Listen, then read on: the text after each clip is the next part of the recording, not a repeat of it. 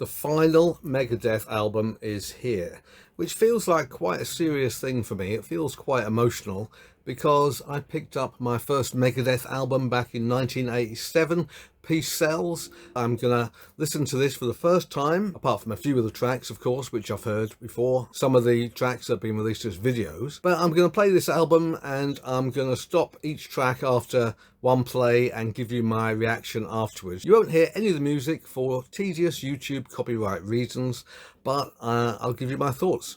And then at the end, I'll give you my thoughts on the whole album. I'll give it a mark in Ks, a maximum of 5 Ks, as I might have given it back when I was working for Kerrang magazine in the 80s, 90s and early 2000s. I'm really curious to see two things, especially whether the already infamous final song on the album, The Last Note, brings a tear to my eye, and also what the cover of Ride the Lightning, Metallica's Ride the Lightning, sounds like. The version I've chosen to get is the Amazon exclusive lenticular sleeve. See that? Can you? I don't know if you can see a lenticular effect on film, but basically the fire comes in and out. If you want to get your hands on this one in particular, I'll put a link down below in the video description. Right, let's get this in. So the first song I'm going to hear is Tipping Point, which I've already heard, but let's see how it works as an opening track on the record. Yeah, so Tipping Point actually works really well as an opener. These days for Megadeth, you don't really expect like a really savage kind of opener as we might have had with like Wake Up Dead. But, you know, Tipping Point isn't exactly a simplistic kind of melodic romp either. I think the chorus is a bit too bright for my liking, but it's a good song, and it's got quite a few different changes in it, and I like that. Yeah, it's not a bad opener at all. Right, going on to the next song, which is another song I've heard before. I'm a little bit concerned that it's in second place because on the album, because I don't remember liking it that much. But let's give it a go. I don't care. Let's see how much I do care. Okay, so I mean, it's hard to deny that that is 3 minutes of fun. It is a good song. It's a very simple song by Megadeth's standards. It's kind of, you know, a bit punky. I really like the bridge. The bridge is really good. And it's nice to hear a bit of Mustaine kind of bottom lip curling up attitude. Yeah, like we used to get. That's cool. Yeah, it's not a bad song at all. The first two songs are good. I mean, it does bother me a bit that the production is so clean. It's crystal clear, but it's clean and just mid everything. It's kind of pretty much middle of the road. Now, of course, people might say, well, Jason, have you heard the last 10 Megadeth albums? Yes, I have. I mean, I drifted away from Megadeth after, when I was at Kerrang, I gave Countdown to Extinction 5 Ks. And then Euthanasia was good, and then after that I kind of drifted away from the band for a while. And there's still a couple of Megadeth albums I haven't heard, which I'm kind of pleased about. That means there's still Megadeth, new Megadeth left for me to hear. Yeah, so, okay, the next track, third track, is called Hey God. And, you know, what the old school fan in me is really hoping for on this album is just one track that sounds like it could have been on Peace Sells, because this album supposedly kind of celebrates all of Megadeth's career to some extent. So I'd love to hear a really deranged track that could have been on Peace Sells. I feel like I'm not going to get it, but let's see. Let's hear Hey God.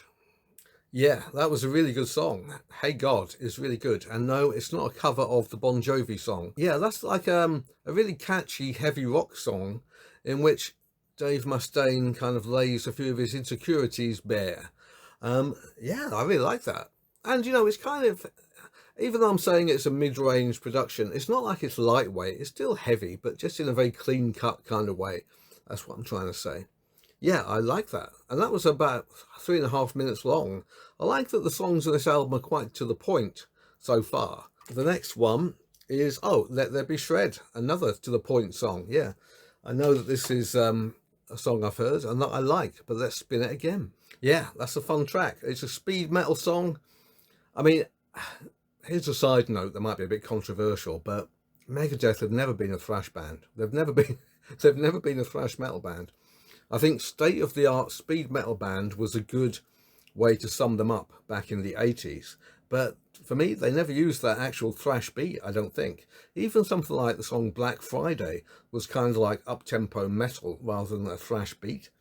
Anyway, it doesn't matter. That's a speed metal song and it's really good. It's very much a nod to early Metallica, isn't it?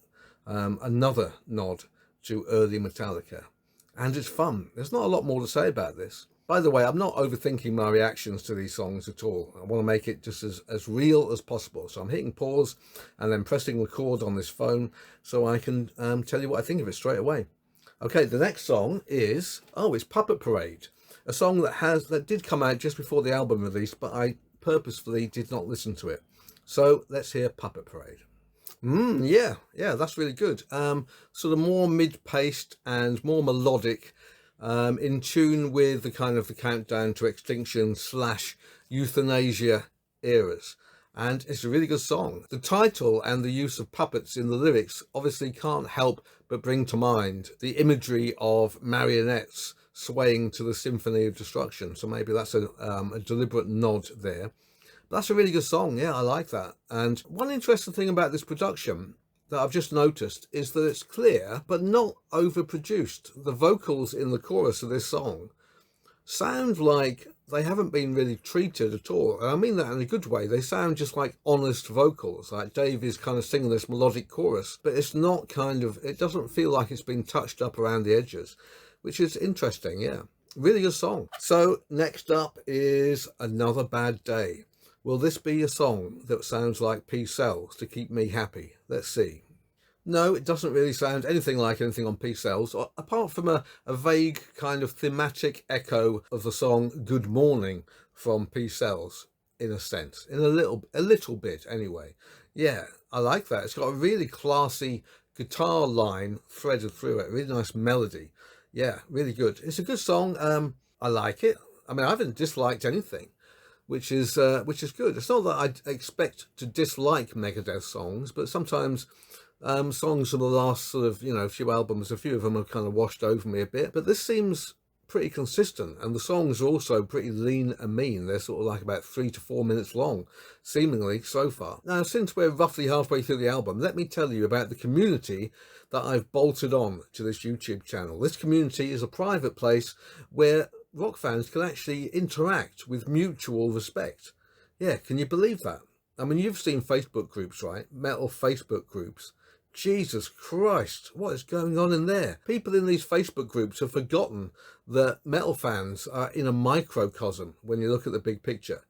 And they're arguing about who prefers which Exodus singer and falling out over that. It's utterly pathetic, and I'm not having any of that in my community. So if you feel the same way and you kind of crave a place where metal fans can actually get along and talk to each other in a grown-up way with respect, then have a look down the video description and you'll see a link to my community. And best of all, I'm currently giving away free lifetime memberships, so get yourself in there. I'll see you inside. Right, what's the next track? Oh, this sounds promising. Made to Kill. Oh yeah, let's go. Oh, now that was 4 minutes long and the heaviest track on the album Faux Show. Well, so far at least. And yes, actually that does recall that classic period of Megadeth, what I would call the classic period of Megadeth, from Peace Sells to Rust in Peace. Musically, it could have been on Peace Sells or So Far, So Good, So What. And lyrically, with its talk of military operations in foreign territories, seemingly, that's my interpretation, it obviously recalls Rust in Peace and Holy Wars and stuff like that. That's a really good song. Interestingly, I didn't hear the words Made to Kill in the song, which is quite unusual for Megadeth. Usually the title of a song is in there somewhere. And of course, as soon as I say that, I'm going to think of numerous instances. Hangar 18 probably didn't have the title in the song. Anyway, that was really good. Yeah, I like that. Oh, now this is another very promising title, Obey the Call.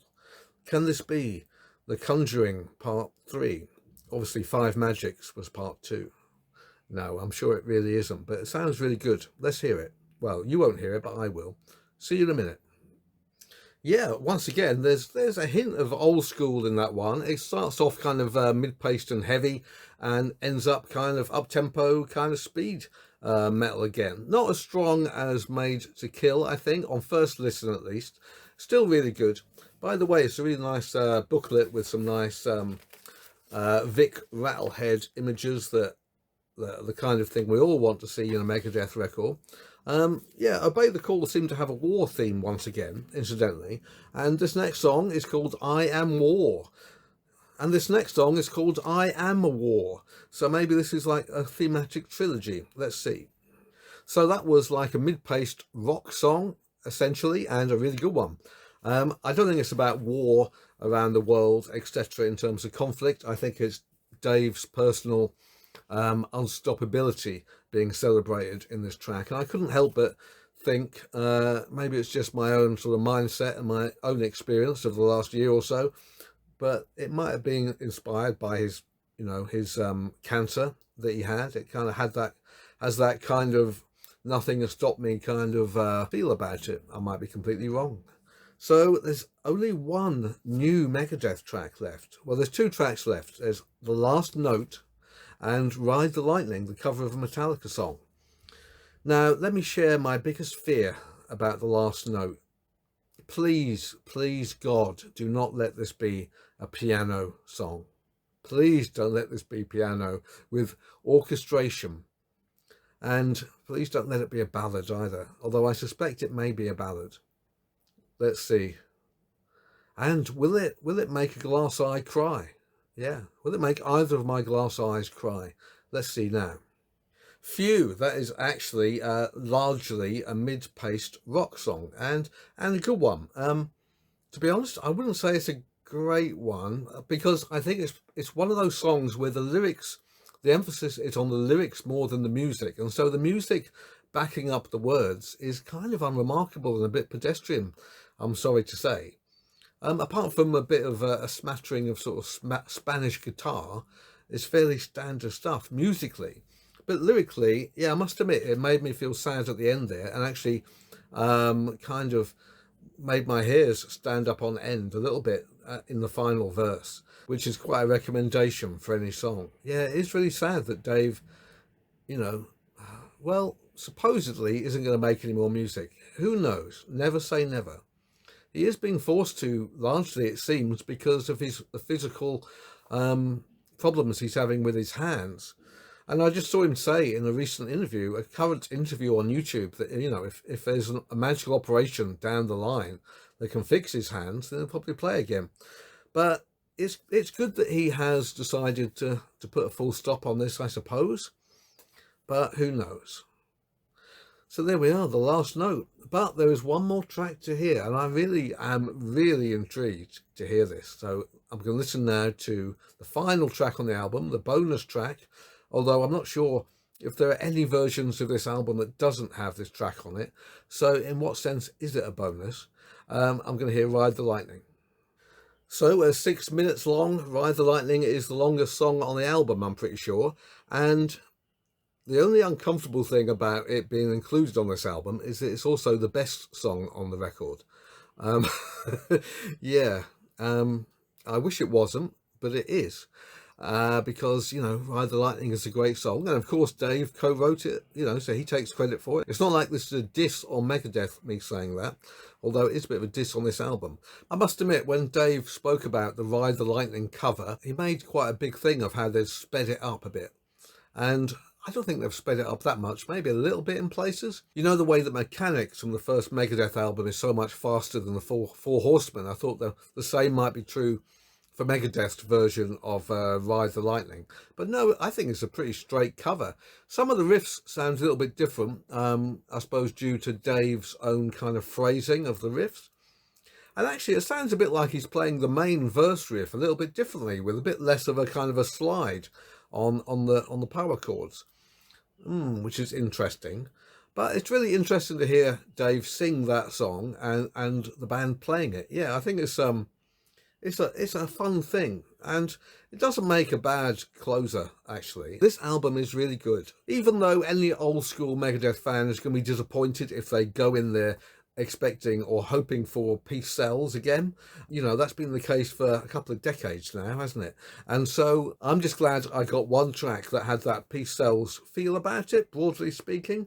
And I think it's a really good album. I think I would give it 4Ks if I was reviewing this for Kerrang magazine. I will listen to it for leisure. I'll listen to it for fun. I'll put this album on and I will play it. Overall, I'm just so glad that the final Megadeth album is good. That's quite the relief. So thank you, Megadeth. Thank you, Dave Mustaine, for 40 years of glee. Let me know down below what you think of this album once you've given it a listen, and what your favourite track happens to be. I'll be very interested to hear that.